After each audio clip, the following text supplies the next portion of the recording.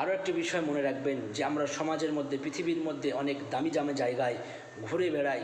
America, Iran, Kashmir, Japan, German অনেক জায়গায় আমরা ঘুরে বেড়াই। আমাদের অনেক অনেক টাকা খরচা হয়ে যায়, 20,000 টাকা, 50,000, 60, 70,000 টাকা করে আমাদের খরচা হয়ে যায়। আমার ছোট মাথায় আমি এটাই ভাবি, যদি বা আমরা এখানে সেখানে ঘুরতে না গিয়ে, আমি ঘুরতে যেতে মানা করছি না, ঘুরতে যাওয়া গুনার কাজ নয়, আল্লাহর নিদর্শন দেখা, আল্লাহর কুদরত দেখা হচ্ছে নেকির কাজ।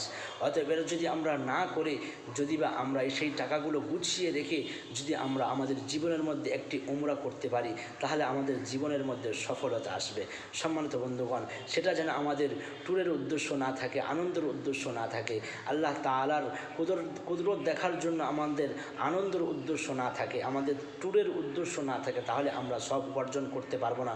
সেটা এমনি জায়গায় ঘুরতে গিয়েও, উমরার ক্ষেত্রেও যেন এক আল্লাহর জন্য আমরা সব করে থাকি, তাহলে আমরা সব উপার্জন করতে পারবো।